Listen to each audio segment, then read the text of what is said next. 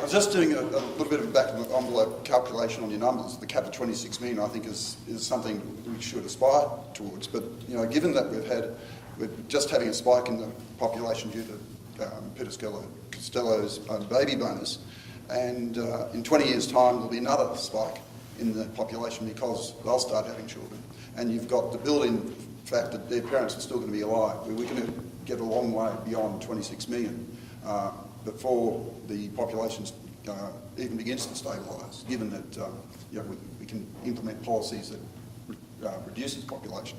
I'm just wondering how do you handle that? And the other question: do you think a referendum is a good idea to actually select a capped figure, and how do we achieve this? And the other question: what about an independent body, as Tim Flannery has suggested?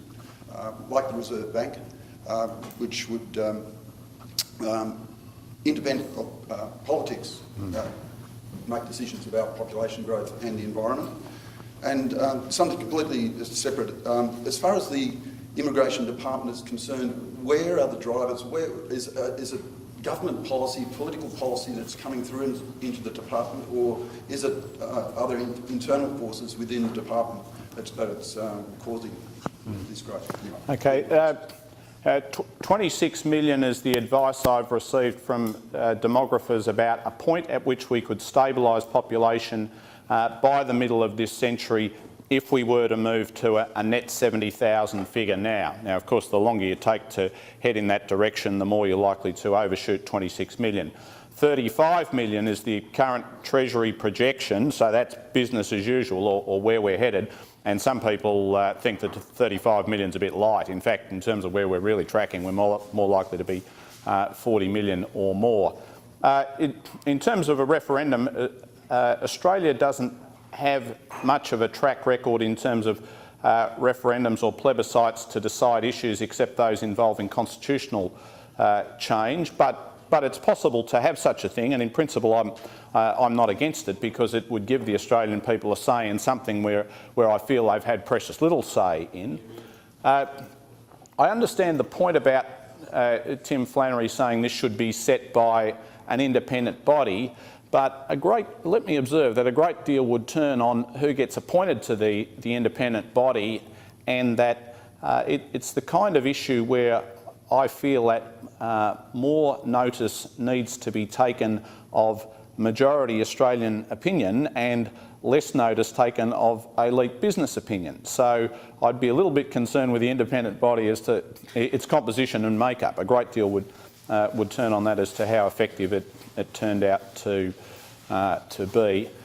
In terms of the Immigration Department, I think it's really immigration departments over the years have probably been implementing the policy that they are given at a political level. Governments haven't had a formal population policy, but from year to year they will outline migration targets.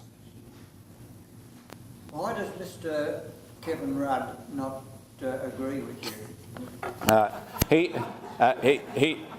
He has to speak for himself in these matters, and he's very capable of speaking for himself in these matters.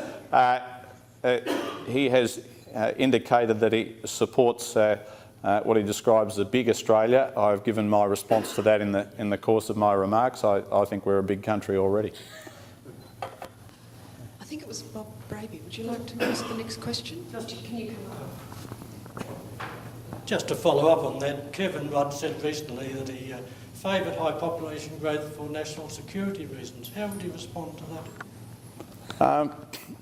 I did see a follow-up where one of the journalists had asked what was meant by national security, and an advisor or spokesman said that our national security was linked to our economic security, and that this was good for our economic security. So I thought the defence point was actually abandoned. It wasn't pursued any further. So I don't see any great need to respond to it. I think it's the argument that's being mounted is the economic argument, and my response is a view that bigger is not better. What's Labor policy? Well, I indicated there is not a formal policy about population or migration numbers. They get determined by the government from year to year. So there isn't a population policy. Julianne? Yes, please.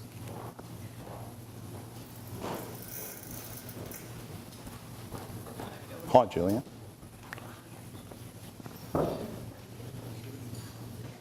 Yes, thank you very much, Kelvin, for your speech. And I was very glad to see that you mentioned Paul Mees and his view that we can keep the Great Australian, our backyards and gardens, that if there were public transport was efficient and properly managed by the Victorian government, we could keep our backyards. And sorry to put in the plug here, but next Saturday, 2 o'clock, Paul Mees is speaking on for the Protectors of Public Lands Victoria on the cars that ate Melbourne and public transport solutions to transport problems.